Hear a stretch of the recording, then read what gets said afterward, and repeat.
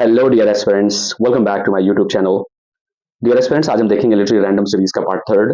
कि मैंने part one part second में इंपॉर्टेंट क्वेश्चंस को इंक्लूड किया है, कुछ इस तरह का ही पार्ट थ्री भी है हमारा है। क्वेश्चन नंबर वन है, one of these is an imagist poet. इसमें से कौन इमेजेस पोएट हैं? ऑप्शन आपके हैं James Joyce, Walter de la Mare, T Hulme and Isaac Rosenberg. तो आपके चार ऑप्शन में राइट आंसर है, राइट ऑप्शन है क्वेश्चन वन का ऑप्शन सी, टी ह्यूम जो है इन ऑप्शंस में इमेजेस पोएट हैं। इमेजिज्म एक ऐसा मूवमेंट है जो कि 20th सेंचुरी का एक इंपॉर्टेंट मूवमेंट के रूप में जाना जाता है। तो बेसिक इसके फीचर्स क्या है? एक पोएटिक मूवमेंट है, जो सबसे पहली इंफॉर्मेशन मिल रही है। इमेजिज्म क्या है? एक पोएटिक मूवमेंट है, एस्टैब्लिश इन 1912। और इसको एस्टैब्लिश कब किया गया, यानी इसकी शुरुआत कब हुई है? 1912 में, bye American and English poets. यानी अमेरिकन और इंग्लिश पोइट्स का एक कोलैबोरेशन रहा है जिन्होंने इसकी शुरुआत की। उसमें जो प्रोमिनेंट है, Ezra Pound, Hilda Doolittle, Richard Aldington and F S. Flint. So ये कुछ मेजर और इम्पोर्टेंट पोएट्स हैं जिन्होंने इमेजिज्म की शुरुआत की 20th सेंचुरी में, और इसका शुरुआत जो है मानी जाती है 1912 में। आगे देखते हैं। It involve using precise language and painting clear pictures with words. तो ये इंपॉर्टेंट है कि प्रिसाइज लैंग्वेज का यूज होता है इमेजिस्ट पोएट के द्वारा, या जो भी पोएम्स इनके द्वारा लिखी जाती है, तो इमेज में बहुत ही क्लैरिटी होती है। एक पेंटिंग जिसको कह सकते हैं कि आप अगर किसी पेंटिंग को देखते हैं तो जो वो क्लैरिटी रहती है, उस चीज को ये पोएट्स के माध्यम से, सॉरी, पोएम के माध्यम से दिखाने की कोशिश करते हैं। तो painting clear picture with words obviously बात है, अगर आप पोएम लिखेंगे तो आपको वर्ड्स की जरूरत पड़ेगी, बट उस वर्ड्स को आप किस तरह यूज करते हैं, आपका एक तरीका कैसा होता है रीडर्स के लिए। इमेजेस यूज्ड फ्री वर्ड्स, ये भी एक इंपॉर्टेंट इन्फॉर्मेशन है कि इमेजेस के द्वारा किस फॉर्म ऑफ पोएम्स का या पोएट्री का यूज किया जाता है, तो free words. The idea of imagism first developed by English philosopher and poet T Hume, जैसा कि ऑप्शन में राइट आंसर है टी ह्यूम। तो एक आइडिया ऑफ इमेज का, यानी इमेजिज्म का जो पर्टिकुलर पहला आइडिया जिसको डेवलप किया है इंग्लिश फिलोसोफर और पोएट टी ह्यूम ने। क्वेश्चन नंबर सेकंड देखते हैं क्या है। The group of poets called Auden group emerged in, यानी यहाँ पे पूछ रहा है ऑर्डन ग्रुप जो है 20th सेंचुरी में कब आया। ठीक है, आपके ऑप्शन है 1920s, 1940s, 1950s and 1930s। तो इसका राइट आंसर है ऑप्शन डी, 1930s। तो ये क्लियर फैक्ट है कि ऑर्डन ग्रुप जो कि 20th सेंचुरी में 1930s के अराउंड आया है, और ऑर्डन ग्रुप नाम दिया गया क्योंकि आप ऑर्डन से फेमिलियर होंगे, एक बहुत ही वेल नोन नेम है 20th सेंचुरी पोइट्री में। आगे देखते हैं क्या है। द ऑर्डन ग्रुप, यानी जिस ग्रुप का नाम दिया गया है ऑर्डन के, डब्ल्यू.एच. ऑर्डन के ऊपर, ऑल्सो कॉल्ड ऑर्डन जनरेशन, यानी इसका दूसरा नाम दिया जाता है Auden generation, and sometimes simply the 30s poet. इसका जो फेमस नाम है, जो कि क्वेश्चन में पूछा गया है, इसको 30s पोएट्स भी कहते हैं, ऑर्डन जनरेशन कहते हैं, ऑर्डन ग्रुप कहते हैं। तो एक तरह से ये तीन नाम से इस पर्टिकुलर ग्रुप को जाना जाता है, और जिसके लीडर के तौर पर देखा गया है डब्ल्यू.एच. ऑर्डन को। Was a group of British and Irish, यानी ये ब्रिटेन और आयरलैंड के पोएट्स का एक समूह है। राइटर्स एक्टिव इन 1930s, वो बेसिकली वो कब एक्टिव थे? 1930s के अराउंड। इंक्लूडेड इसमें कौन कौन से पोएट्स थे, उनका नाम क्या है? डब्ल्यू.एच. ऑर्डन जो कि लीडर ऑफ दिस ग्रुप हैं, लुइस मैकनिश हैं, सिसिल डे लुइस हैं, स्टीफन स्पेंडर हैं, क्रिस्टोफर इसरवुड हैं। तो दीज आर द पोएट्स जिनको हम ऑर्डन ग्रुप में जानते हैं, ऑर्डन ग्रुप के रूप में जानते हैं। 20th सेंचुरी का एक बहुत ही फेमस ग्रुप है। और आगे एक इन्फॉर्मेशन क्या है, मैक स्पॉन्डे, ये एक टर्म दिया गया है जो कि इस ग्रुप के लिए है, एक पर्टिकुलर टर्म जिसको नेम किया गया है, was a name invented by Roy Campbell, यानी कि इस पर्टिकुलर क्रिटिक ने एक नाम दे दिया मैक स्पॉन्डे। अब इसको आगे देखते हैं ऐसा क्यों नाम दिया गया है। इन हिज टॉकिंग ब्रोंको, यानी इन्होंने एक किताब लिखी है जिसका नाम है टॉकिंग ब्रोंको, रॉय कैम्पबेल ने लिखी है, to designate a composite figure made up of the 4 poets, यानी कि इस ऑर्डन ग्रुप के जो 4 प्रोमिनेंट पोएट्स थे उनको इन्होंने एक तरह से शॉर्ट फॉर्म ला दिया, एक तरह से एक फॉर्मूला दे दिया जिसका नाम दिया इन्होंने मैक स्पॉन्डे। अब इसको देखते हैं क्या है इसमें। लुइस मैकनिसी को इनके नाम से MSc ले लिया इन्होंने, आप देखिए MAC को इन्होंने यहाँ पे इंक्लूड कर दिया। स्टीफन स्पेंडर का SP ले लिया, डब्ल्यू.एच. ऑर्डन का AUN ले लिया, एंड सिसिल डे लुइस का डे लिया। तो इस तरह क्या बन गया? मैक स्पॉन्डे। तो एक नंबर 3 क्या कहता है, the Gothic novels were written first in England in the 18th century. Option B 18th century, C 16th century and D 20th century। तो क्वेश्चन नंबर 3 का राइट आंसर है B, यानी 18th century। तो Gothic novel की England में शुरुआत होती है 18th century में। आगे देखते हैं bullet points. A style of writing that often features supernatural encounters, crumbling ruins and grotesque imagery to create a sense of mystery and fear। तो ये इसका एक बेसिक फीचर है। अगर आपको गॉथिक नॉवल का फीचर जानना है, यानी उसका बेसिक डेफिनेशन जानना है, तो ये सबसे बेहतर होगा कि एक स्टाइल ऑफ राइटिंग है। ठीक है, गॉथिक नॉवल तो नॉवल ही है, बट इसमें होता क्या है, what is so important and different about other novels, like novels के बहुत सारे ग्रुप होते हैं, सोशल नॉवल है, हिस्टोरिकल नॉवेल्स होते हैं, आपके गॉथिक नॉवेल्स हैं, एपिस्टलरी नॉवेल्स होते थे, 18th सेंचुरी में भी इसकी शुरुआत हुई है। तो इस तरह में इस तरह के गॉथिक नॉवेल्स जो होते थे उसमें क्या होता था, एक स्टाइल ऑफ राइटिंग है, ऑब्वियसली बात है, often feature super natural encounters. अब इसमें इंपॉर्टेंट क्या है, सुपर नेचुरल एलिमेंट्स होंगे। अब सुपर नेचुरल में या जो डरावनी फिल्में होती हैं उसमें कुछ ऐसे पावरफुल चीजों को दिखाने की कोशिश की जाती है, तो ऐसी चीजें इसमें होती हैं। क्रम्बलिंग रूइंस, अब क्रम्बलिंग रूइंस का मतलब है जो इसका बेसिक सेटिंग होती है इस नॉवेल्स की, जिसमें एक पुराने महल के रूप में दिखाया जाता है, जिसकी दीवारें पुरानी हो चुकी हैं, टूटी फूटी हैं, और कोई उसमें रहने जाता है तो देखता है कि कुछ पेंटिंग्स पुरानी पड़ी हैं, तो something mysterious about the particular place. तो जब कोई भी वहां रहने जाता है तो वो थोड़ा सा घबराता है और उसे डर लगता है, फिर वो चाहता है कि इस जगह के बारे में खोजना। तो आपने भूल भुलैया वगैरह फिल्में, बॉलीवुड की टिपिकल फिल्में जो होती हैं, डरावनी कुछ ऐसी फिल्में होती हैं, तो वहां पे भी आप देख सकते हैं कि कुछ इस तरह की चीजें होती हैं जिसको एक्टर जो है या प्रोटैगनिस्ट कह सकते हैं, वो उसको सॉल्व करने की कोशिश करता है। ग्रोटेस्क इमेजरी भी होती है, कुछ अजीब सी इमेजरी होती है, उसकी डरावनी इमेजेस को उसमें इस नॉवल में दिखाने की कोशिश की जाती है, to create a sense of mystery, ताकि आप या रीडर यानी हम जब गॉथिक नॉवल को पढ़ें तो एक उसमें एक रहस्य दिखे, और साथ ही साथ एक फियर का भी एलिमेंट होता है, यानी गॉथिक नॉवल पढ़ते समय आपको डर लगेगा। द कैसल ऑफ ऑटरेंटो 1764, इसको इंपॉर्टेंट के तौर पे देखिए आप, क्योंकि ये जो है एक ब्रेक थ्रू नॉवल है जिसको कहा जाता है। क्या क्यों है? The Castle of Otranto 1764, a novel written by Horace Walpole, जिसको किसने लिखा है? हॉरेस वॉलपोल ने लिखा है। This is widely considered the first Gothic novel in English literature, यानी इंग्लिश लिटरेचर में या इंग्लिश राइटिंग में कैसल ऑफ ऑटरेंटो को पहला गॉथिक नॉवल माना जाता है, इसलिए ये इंपॉर्टेंट है। एग्जाम्पल्स ऑफ गॉथिक नॉवेल्स, कुछ और भी गॉथिक नॉवेल्स हैं, जैसे आप देखिए फ्रैंकेनस्टीन 1818 बाय मैरी शैली। तो मैरी शैली कौन है? पीवी शैली की वाइफ हैं, और इन्होंने एक बहुत ही फेमस इनका एक वर्क है जिसको फ्रैंकेनस्टीन के रूप में जानते हैं हम। दूसरा कौन है? जेन आयर। जेन आयर जो है एक नॉवेल है, 1847 में लिखी गई है शार्लोट ब्रॉन्टे के द्वारा। तो ब्रॉन्टे सिस्टर्स के बारे में भी हम लोग जानते हैं, 3 बहनें थी, तो इसके बारे में फर्दर डिस्कस करेंगे। बट आप ये जानिए कि जेन आयर और फ्रैंकेनस्टीन जो है ये भी गॉथिक नॉवेल्स का पार्ट है। क्वेश्चन नंबर 4 है, who wrote the line all changed utterly, a terrible beauty is born? ये पर्टिकुलर लाइन क्या कह रही है? all changed utterly, a terrible beauty is born, यानी इस लाइन को किसने लिखा है? तो ऑप्शन है T S Eliot, W B Yeats, W H Auden, Stephen Spender. तो इसका राइट आंसर है option B, W B Yeats ने इस पर्टिकुलर लाइन को लिखा है। किस पोएम में लिखा है देखते हैं। Okay, lines taken from W B Yeats. अब डब्ल्यू ईट्स के बारे में जो हम जानते हैं कि 20th सेंचुरी के प्रोमिनेंट पोइट्स हैं, टी एस एलियट के साथ, ये टी एस एलियट के कंटेम्प्रेरी राइटर रह चुके हैं, पोइट रह चुके हैं। तो इन्होंने लिखा है, डब्ल्यू बी ईट्स ने क्या लिखा है? एक पोएम लिखी है ईस्टर 1916। डब्ल्यू बी ईट्स की पोएम का नाम है ईस्टर 1916, जहां से इस लाइन को लिया गया है। तो डब्ल्यू बी ईट्स का लाइफ स्पैन क्या रहा? 1865 से 1865 to 1939।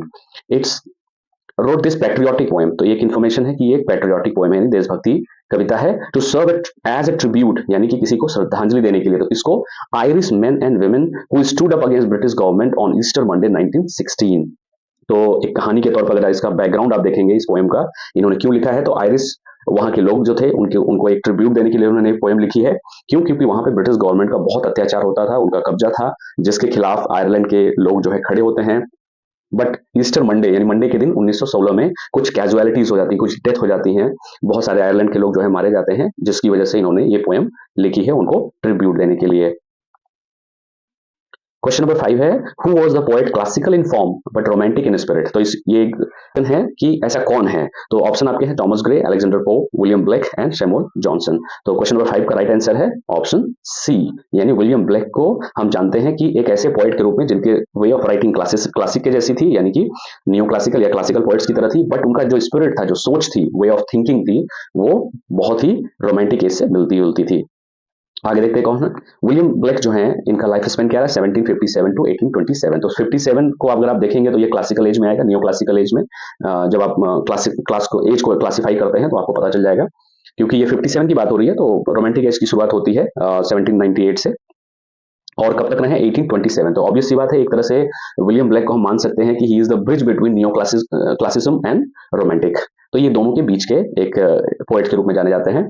Is an English poet, obvious सी बात है इंग्लिश पोएट हैं। Is an example of neo classical and romantic artist. तो ये न्यू क्लासिकल और रोमांटिक आर्टिस्ट के रूप में भी जाने जाते हैं। He called his works prophetic works. बहुत ही इंटरेस्टिंग पॉइंट है ये, क्योंकि इनके वर्क्स में आप जब भी आप इनके वर्क्स को पढ़िएगा तो आपको एक बहुत ही अलग चीज नजर आएगी। मतलब एक मैथोलॉजिकल क्रिएशंस बहुत हैं, बहुत ही कह सकते हैं कि इनोवेटिव वे ऑफ थिंकिंग थी इनकी। इसलिए इन्होंने अपने वर्क्स को क्या कहा है, प्रोफेटिक वर्क्स। एक खुद ही इन्होंने अपने राइटिंग के लिए टर्म्स दे दिया है। तो ये सिंपल सा, अगर आप क्वेश्चन फॉर्म में देखेंगे तो यूजीसी वगैरह या टीजीटी पीजीटी में इस तरह के क्वेश्चन आते हैं कि who called his work his own works prophetic works. तो ऑप्शन जाहिर सी बात है विलियम ब्लैक का राइट आंसर होगा।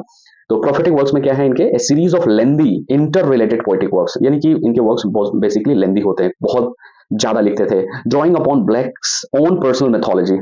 तो कहते हैं कि इनकी खुद की मेथोलॉजी थी, यानी खुद का इन्होंने एक कैरेक्टर को डेवलप किया था, उसके बारे में उन्होंने बताया कि ये कैरेक्टर है। जैसे लॉर्ड ऑफ द रिंग्स के बारे में आपने सुना होगा, या फिर हैरी पॉटर की कहानियां, तो हैरी पॉटर में क्या होता है, एक मैथोलॉजिकल चीज है।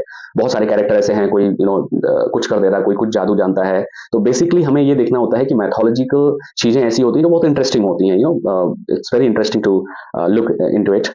तो यहाँ पे भी इन्होंने बहुत सारे ऐसे कैरेक्टर को इन्होंने डेवलप किया, जो खुद से बनाया। उसका नाम क्या क्या दिया है आप देखिए, थारामास, उरिजेन, लुआ एंड उर्थोना। ये एक्सेट्रा मैंने इसलिए जोड़ा है क्योंकि बहुत सारे और भी कैरेक्टर हैं इनके पोएम्स के। तो Blake some of his famous works are, यानी इनके कुछ फेमस वर्क्स कौन कौन से हैं देख लेते हैं।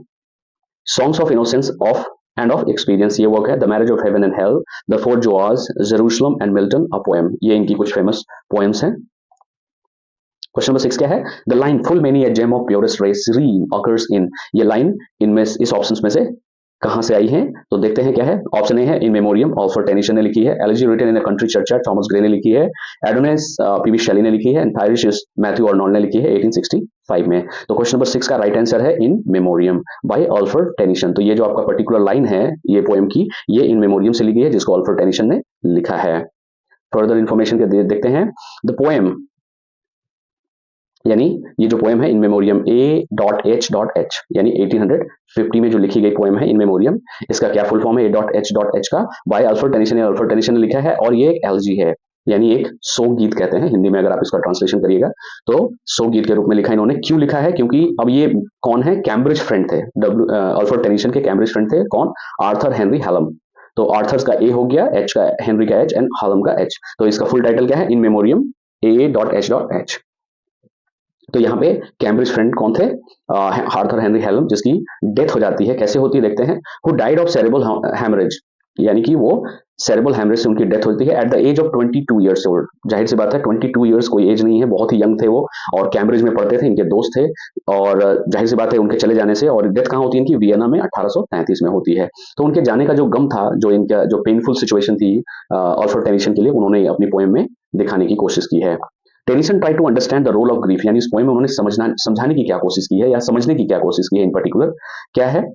Tennyson tries to understand the role of grief, यानी कि हमारे लाइफ में pain, sense of why God would take a loved one away. और ये बहुत जानने की कोशिश करते हैं हमारे बीच, हमारे दिमाग में भी इस तरह के सवाल आते हैं कि अगर हमारे लिए कोई इतना ही प्यारा है तो भगवान हमसे क्यों ले लेते हैं, क्यों हमसे छीन लेते हैं। तो कुछ इस तरह के सवाल भी टेनिसन के दिमाग में है, जिसको इन्होंने पोएम्स के माध्यम में बताने की कोशिश की। क्वेश्चन नंबर 7 क्या है, who wrote the curtal sonnet. Curtal sonnet क्या है, एक वे ऑफ सोनेट है राइटिंग का, और इसको लिखा कौन है, किसने लिखा है, तो आपके ऑप्शन है Gerard Manley Hopkins, option B John Milton, C Thomas Wyatt and Robert Browning. तो क्वेश्चन नंबर 7 का राइट आंसर है A Gerard Manley Hopkins, G M Hopkins, जिसको हम शॉर्ट फॉर्म में जानते हैं। इन्होंने कर्टल सोनेट को शुरुआत की है या लिखा है। आगे देखते हैं क्या है कर्टल सोनेट क्या है, इसका एक बेसिक डेफिनेशन देख लेते हैं। कर्टल सोनेट और कर्टेल्ड सोनेट या कॉन्ट्रैक्टेड सोनेट। कॉन्ट्रैक्टेड का मतलब होता है किसी चीज को, कोई बड़ी चीज है, आप उसे क्या कर देते हैं, छोटा कर देते हैं। तो आप कैसे करते हैं, राइटिंग से। जाहिर सी बात है अगर आप राइटिंग लिख रहे हैं तो किसी चीज को शॉर्टेन करना, कॉन्ट्रैक्टेड करना। तो इसलिए इसका नाम क्या दिया गया, कर्टेल, यानी कि कम करने से। इट इज एन 11 लाइन, यानी कि 11 लाइन की कविता है। मोर एक्यूरेटली अगर आप 11 लाइन यानी 10.5 लाइन की बात हो रही है, तो यहाँ पे ये देखना है कि 10.5 लाइन जब भी रहेगा किसी पोएम में तो वो क्या कहलाएगा, कर्टल सोनेट। तो जाहिर सी बात है कि अगर आप सोनेट की बात करते हैं तो एक जो जनरल सेंस में हम देखेंगे तो सोनेट का 14 लाइन्स की पोएम को हम सोनेट कहते हैं, जिसमें ऑक्टेव एंड सेस्टेट होता है। तो ऑक्टेव यानी 8 लाइन्स एंड सेस्टेट मतलब 6 लाइन। तो 8 आपके 8 और प्लस 6, ये 14 लाइन की जनरल वे में अगर आप देखेंगे तो सोनेट का ये जनरल फॉर्म है। बट कर्टल सोनेट दिया गया है क्यों, क्योंकि जेरार्ड मैनली हॉकिंस ने अपनी पोएम में इसको यूज किया है, इसको नाम दे दिया कर्टल सोनेट। ठीक है। तो term used by Gerard Manley Hopkins to describe the form that he used in such poems like Pied Beauty. तो जब आप पाइट ब्यूटी पढ़ेंगे इस पर्टिकुलर पोएम को आप जरूर देखिएगा आफ्टर इसको समझने के बाद कि हॉपकिंस की जो पाइट ब्यूटी है वो कर्टेल सोनेट कैसे है। तो वहां पे आपको नजर आएगा 10.5 लाइन्स की बात हो रही है ना कि क्या है the novel Roxana was written by, यानी ये नॉवल रॉक्साना को किसने लिखा है। हेनरी फील्डिंग ऑप्शन आपके हैं, Henry Fielding, Daniel Defoe, Maria Edgeworth and Elizabeth Gaskell. तो क्वेश्चन नंबर 8 का राइट आंसर है बी, डेनियल डेफो। आगे देखते क्या है, रोक्साना, इसका टाइटल क्या है, full title Roxana a Fortunate Mistress. इस तरह के भी क्वेश्चन आते हैं, जैसे आपके टाइटल और सब टाइटल से रिलेटेड भी बहुत सारे क्वेश्चन बनते हैं। तो रोक्साना सिंपल वे में अगर हम जानेंगे, लेकिन अब इसका पूरा नाम तो काफी बड़ा है, बट इसको हम जानते हैं रोक्साना द फॉर्चुनेट मिस्ट्रेस। नॉवेल कब लिखी गई, 1724 में, किसके द्वारा, डेनियल डेफो के द्वारा। डेनियल डेफो का लाइफ स्पैन क्या है, 1660 टू 1731। रोक्साना, अब इसके बारे में एक जनरल इन्फॉर्मेशन ले लेते हैं। क्या है कि रोक्साना जो कैरेक्टर है वो किस तरह की कैरेक्टर है या उसका क्या बैकग्राउंड है। तो ये एक प्रोटैगनिस्ट है, जाहिर सी बात है इस नॉवल की प्रोटैगनिस्ट रोक्साना है, उसी के नाम पे नॉवल है। A lively intelligent daughter of refugee French parents, यानी कि इसका जो बेसिक जो ओरिजिन है वो कहाँ से है, फ्रेंच है, यानी फ्रेंच पेरेंट्स हैं इसके माता पिता, और एक रिफ्यूजी थे। तो ये इंटेलिजेंट भी है, जाहिर सी बात है उसमें दिखाने की कोशिश की गई है नॉवल में। Who are forced to leave France because they are Protestant in a predominantly Roman Catholic country. तो अब ये बहुत बड़ी समस्या होती थी कि Protestant versus Roman Catholic country यानी पीपल। तो यहाँ पे मिडिवल टाइम कह लीजिए या आज भी ये सारी चीजें चलती हैं कि रिलीजियस पर्सपेक्टिव से आप देखेंगे तो प्रोटेस्टेंट और कैथोलिक ये दोनों के बीच कभी बनती नहीं थी ये दोनों। Daniel Defoe has been one of the earliest proponents of the English novel, यानी डेफो को ये जाना जाता है अर्लीस्ट प्रोपोनेंट्स, यानी कि नॉवल की शुरुआत या नॉवल को लाने वाले लोगों में से एक माना जाता है। आगे देखते क्या है, इंग्लिश नॉवेल्स 4 प्राइमरी ओरिजिनेटर्स, यानी कि अपार्ट फ्रॉम डेनियल डेफो 4 ऐसे लोग हैं जिनको हम कह सकते हैं कि 4 व्हील्स ऑफ इंग्लिश नॉवल, ठीक है, जिसको हम 4 व्हीलर्स के रूप में जानते हैं। ये कौन कौन से ऐसे लोग हैं जिन्होंने नॉवल की एग्जैक्टली में शुरुआत की है। तो उसमें पहला नाम क्या आता है, सैमुअल रिचर्डसन का, Samuel Richardson, Henry fielding, Tobias, George Smollett and Lawrence stern, यानी इन सारे। क्वेश्चन नंबर 9 है, who wrote the poem Christabel, Christabel को किसने लिखा। ऑप्शन आपके क्या है, Lord Byron, Lord Tennyson, John Keats and S T Coleridge. तो क्वेश्चन नंबर 9 का राइट आंसर है option D, S T Coleridge ने क्रिस्टबेल पोएम को लिखी है। क्रिस्टबेल क्या है इसके बारे में इंफॉर्मेशन देख लेते हैं। Christabel is a long narrative ballad. तो ये यहाँ पे ध्यान देने की बात है कि ये एक नैरेटिव बैलेड है, एस टी कॉलरिज ने लिखी इन 2 पार्ट्स, 2 भाग में लिखी है। ये भी पूछा जाता है कि पर्टिकुलर पोएम या पोएम का नाम दे देते हैं क्वेश्चंस में और वो कितने पार्ट में लिखी गई है। तो इस तरह के भी क्वेश्चंस आते हैं। The first part was reputedly written 1797। तो पहला पार्ट कब लिखा गया, 1797 में, एंड सेकंड पार्ट इन 1800।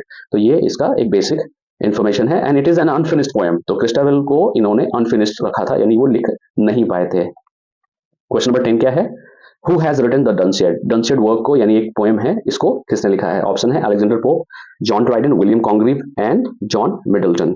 आपका राइट आंसर क्या है, क्वेश्चन नंबर 10 का राइट आंसर है अलेक्जेंडर पोप ने डनसियड लिखी है।